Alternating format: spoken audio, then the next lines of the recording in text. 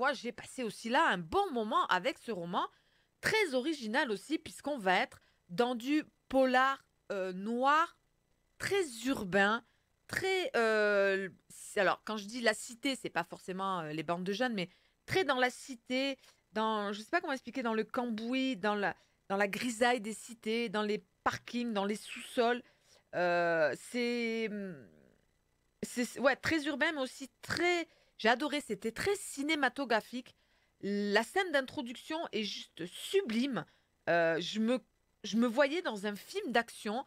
Le début commence avec une jeune fille de 16 ans qui est enceinte jusqu'au cou. Elle vient de perdre les os.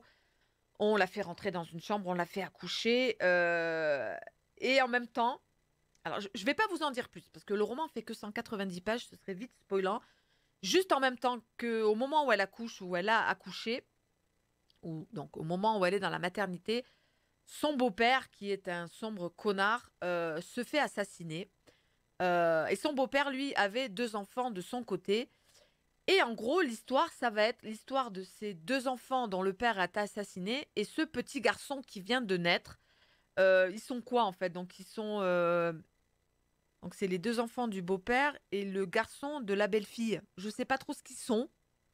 Bref, ils sont quelque chose lié par ce beau-père assassiné. Et en gros, le roman, ça va être ça. Ça va être un roman sur la destinée de ces enfants qui, à peine nés, vont... Leur destin va être lié à cet assassinat au final. Non seulement de ce petit bébé qui vient de naître, mais aussi de ce garçon et de cette fille qui étaient déjà là. Ils étaient ados au moment de la mort de leur père. Et ça va être ça. Ça va être un sacré roman urbain sur que voilà, il y a des enfants à peine ils sortent du ventre de leur mère, ça y est, ils sont déjà dans la merde la plus profonde. Ça va être ça.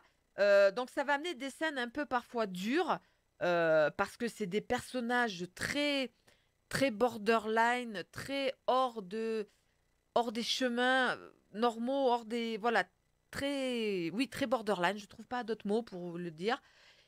Et voilà, c'est très bien foutu. C'est très bien foutu. Il y a des concordances vachement bien foutues, des, en- des entremêlements. Non, je crois pas que ça. Des mélanges comme ça de destinées qui vont se regrouper. C'est vachement bien fait. Ça se lit super vite. Alors là, vraiment, avec Sahar, on est vraiment d'accord là-dessus. Ça se lit super vite. J'ai bouffé les 180 pages en 2 heures. Ouais, en 2 heures, quoi. Ça a été vraiment une lecture rapide, très agréable, très originale. Je répète quand même, très dans ce truc très urbain, un peu comme le fait un petit peu Olivier Norek, sans le côté tout policier, même si à un moment donné, une enquête autour de la mort du beau-père, il y a un peu de présence de flics, mais très très peu. Voilà. La ressemblance avec Norek, c'est juste pour vous parler de ce côté très urbain. Voilà. Donc voilà, agréable moment avec ce roman polar urbain qui est vraiment très bien passé, des personnages très forts et cette thématique de la destinée et que parfois, ben voilà, c'était écrit, c'était comme ça. Jaune souffre de Jacques Bablon, c'est chez Gigal Polar que je remercie pour cet envoi.